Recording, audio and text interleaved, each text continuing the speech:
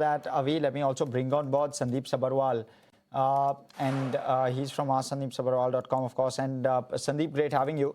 Good morning. Talk to us about this latest report that SEBI has put out with regard to FNO trading and individual traders. Anything that stood out for you and your key takeaways? Nothing much seems to have changed. I think That's true. the trading behavior also doesn't seem to be changing. So some volumes and all have come down, but then this shows the obsessive nature of the need to make bucks in the short term. So I think that's the only thing you can take away, that people don't want to focus on long-term investing. They want to make money in the short run, and then they end up losing money. Okay. Just with regard to how you're looking at the texture of the market right now, Sandeep, you started to see the 10-year US bond yield climb. That was largely expected, but despite that, our markets are holding, at least for the moment, resilient. Yesterday, the bond yield fall aided our market, but today's bond yield climb doesn't seem to have impacted. Just getting a sense as to how you're looking at the larger macro and how should one read through some of the trends that are playing out, crude at 93 and the like. Would you be concerned? The crude has gone to 80, 90 levels many times in the past. So I think that's not such a big concern. I think the big concern is that if there's a big spike up, so I think if the crude goes to 110 odd levels and sustains there. So the key is sustenance. Like crude can spike up and come back. That doesn't have too much of an impact long term. On the bond yields front, obviously, if the bond yields keep on moving higher, then it'll have repercussions globally.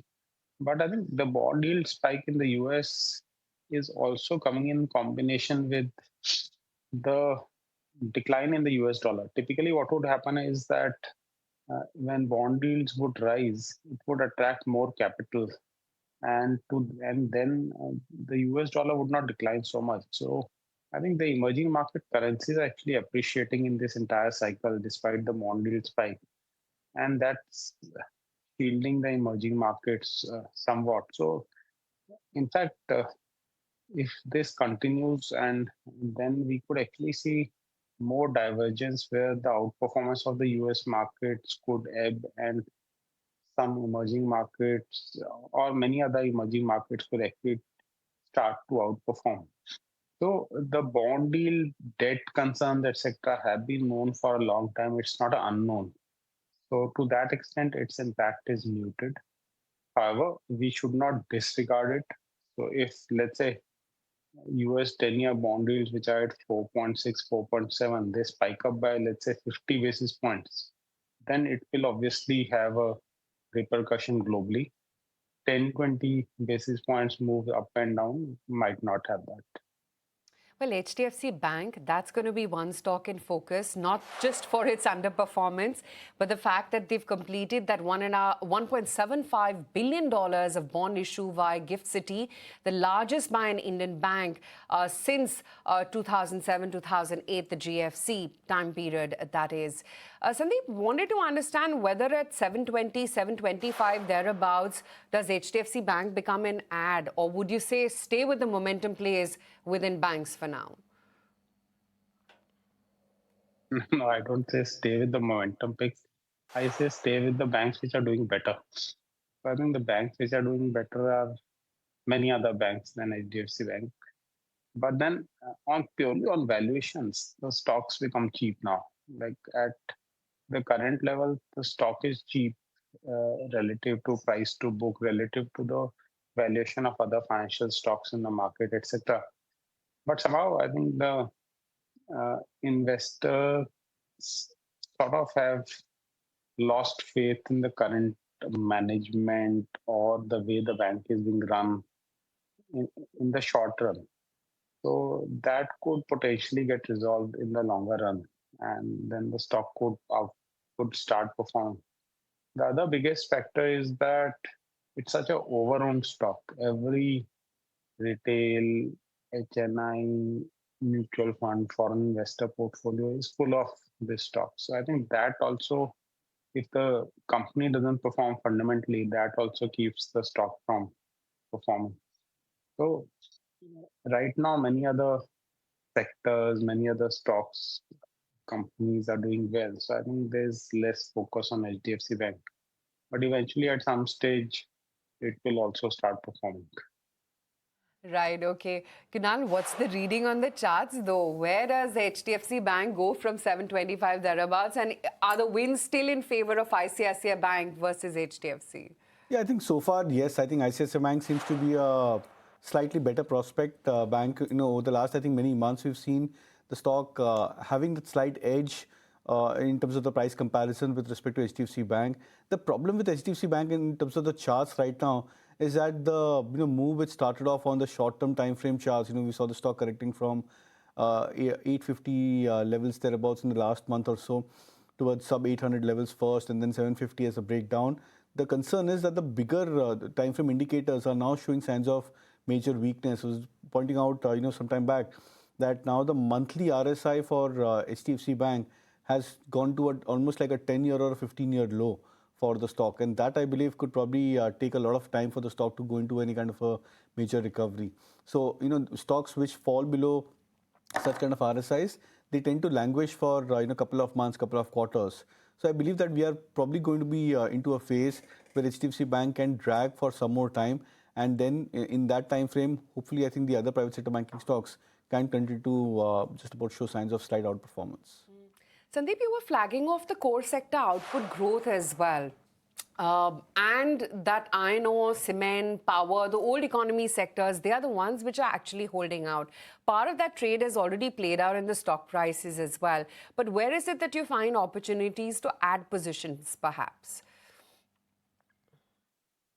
I think this from purely talking about the core data, because core data is a big part of the IIP. So whenever core data grows at 5-6%, it typically indicates that the IIP growth could be more near 7%, so which has good ramifications for the overall GDP growth, because that's IIP has been reasonably strong in the recent past. But I think purely from that, what stands out is the strong growth in the cements sector. I think 13% volume growth was pretty strong, and cement stocks have moderated in the recent times because of concerns around input prices like the power costs, etc., fuel costs going up. So I think there, maybe at Ultratech Cement is something which looks interesting at the current levels for a 10 to 20% upside over the next year. 10 to 20% upside is what Sandeep is foreseeing for Ultratech Cement. Just looking at some of the other, spaces as well, and it's a sizable order win coming in for Welspun this time around. It's the largest single order worth about $1.8 billion. They're looking to supply pipes from their manufacturing facility in USA. There's, of course, order wins for a Railtel as well, about 165 odd crore rupee order for Walchand Nagar Industries as well, and for Satvik Green Energy too. But Kunal, read the charts for Welspun Corp for us, and whether because of this sizable order, could we see a significant, headroom in the stock from here? The stock has already more than doubled in the last 6 months or so. The March lows for the stock was around, I think around 800 or 650 approximately, and now we've crossed the levels of 2000 for Welspun Corp. So it's been a spectacular mover over the last 6 months. I would probably sense that now that the stock is coming back into a tad bit of an overbought territory on the long-term chart indicators. The monthly RSI, the quarterly RSI, in fact, for the stock is now almost at 88, 89, and we've seen historically that when stocks hit RSI levels of 88 to 90. They go into a major correction or a time-wise consolidation. So even though I think the news flow is positive, it could be more of a tactical move for the stock in the near term. But largely, when we look at this over the last 6 months, 2 quarters or so, the stock price has moved significantly higher. So time for some bit of a correction or a price cool-off broadly over the next 1 to 3 months. Well, sugar, that definitely is that one sweet pocket. And, let's just bring up some of the stock prices as well up for you on the screens and show you how they've been panning out.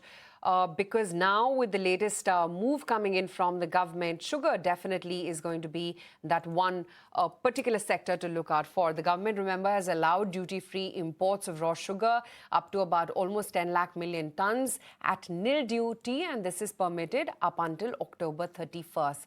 So, Kunal, would you say a large amount of trade is already behind us when it comes to sugar? Not really, Aisha. In fact, I would sense that a bigger move could probably start to unfold into the sugar stocks gradually and slowly going forward. So, what's happened is that in this last, say, 2 years of broader time frame, many of the sugar stocks, for example, Balrampur Chini fell from 650 approximately towards 400, 420 mark, a decent 30% plus correction for the stock. Then most of the other sugar names, Dalmia Sugar, Bajaj Hindustan, Renuka Sugar, etc., depending on the beta within the sugar pack, these stocks corrected by more than 40% to 50%. Now, in this phase of the price pickup, Balrampur Chini is one of the first ones to try and make a comeback and break its previous lifetime high levels and cross about those levels. But most of the other stocks are still lagging behind. And so which means that the sector has identified a leader and the leader has taken charge, moved on to a fresh lifetime high. I think it could now be a time that many of the other peers could start to make a comeback for themselves. So this broadens the rally, which was earlier maybe segregated towards one or two stocks from the entire sugar pack. I would sense that you could now have many of the other underperforming names. Now, just case in point, Praj Industries, a stock which had been doing fabulously well from this 2020-2024 period. That stock had corrected by more than 50-55%. And now it's trying to make a comeback again. So it's not yet broken past about the 50% retracement yet. So which means a lot of catch up to do from the other sugar names. Well, Bajaj Hindustan, Dwarikesh, Sri Renuka, they were all up anywhere between about 10 to 14%. And the sharp run-up began on August 19th itself in anticipation of this move, perhaps. But Sandip, where would you be confident to put fresh money to work within sugar, if at all, at this juncture? At this juncture, I'm not buying, but we bought much lower Balrampur as well as Dalmia Bharat Sugars. Those are the two stocks we hold. And we propose to hold on to them because I think the sugar cycle has just started off. So I think governments, import news, etc., that will create some short-term correction, etc. So if there's some correction, then people could potentially look at it. But I think directionally, we should have a couple of good years at least for sugar, unless and until the policy goes a complete revamp and government completely stops ethanol sourcing, etc. So we can't say that that won't happen, but largely looking at the global context also where sugar production is likely to fall this year because of El Nino, as well as the Indian context where inventories are down to all-time low levels. The overall cycle looks good to me. Okay, sugar very much in sweet spot, but yes, right now is not the level to add on to